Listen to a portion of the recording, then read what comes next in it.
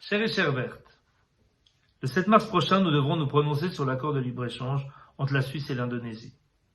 Le référendum contre cet accord avait été lancé par Vili Kretny et le syndicat unitaire. Il avait été soutenu par de nombreuses institutions comme Pronatura, les grévistes pour le climat, les jeunes vertes et verts, les jeunes socialistes ou encore plusieurs sections du PS ou des Verts, dont les Verts Genevois. Le groupe parlementaire aux chambres fédérales ainsi que l'Assemblée des délégués des Verts suisses recommandent de rejeter cet objet. C'est en effet pour les Verts plusieurs questions qui se posent. La question d'abord de la course à la croissance et la volonté affichée par cet accord d'accroître les échanges de marchandises entre deux pays pourtant très éloignés l'un de l'autre. D'un côté la pharma et les machines, de l'autre l'agriculture et les textiles. En tant que Verts, ne devrions-nous pas nous interroger sur cette course à la croissance, sur cette course au toujours plus d'échanges? Est-ce qu'un tel accord va vraiment contribuer à la sobriété voulue? Ensuite, la question des recettes fiscales et le fait que cet accord fera perdre au moins 25 millions à la Suisse et probablement beaucoup plus à l'Indonésie. Des recettes qui pourtant seraient très utiles aujourd'hui pour nos gouvernements. Est-il judicieux de faire l'impasse sur ces recettes pour rendre les importations encore plus attractives et encore plus compétitives? Mais au cœur de ce référendum, c'est bien l'huile de palme qui s'y trouve. L'huile de palme, c'est 50% de la consommation d'huile au monde.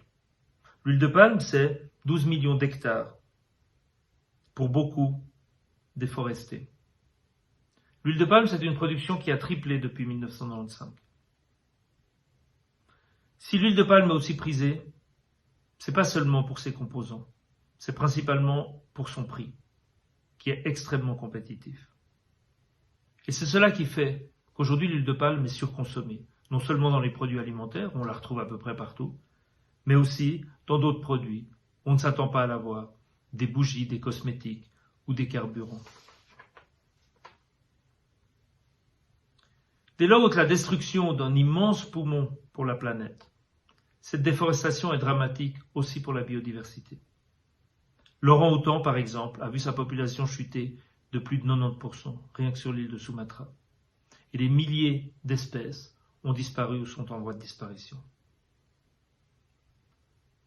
Alors les défenseurs de l'accord mettent en avant les clauses instaurant que seules les productions certifiées bénéficieront des tarifs douaniers privilégiés. C'est vrai, ce sont les premières clauses environnementales que l'on peut retrouver dans un accord de libre-échange. Et pourtant, pour nous, c'est insuffisant. Insuffisant parce que finalement cet accord n'améliore en rien le commerce d'huile de palme qui existe déjà aujourd'hui. Ensuite, parce que dans cet accord, il manque toutes les procédures de contrôle et bien sûr les sanctions.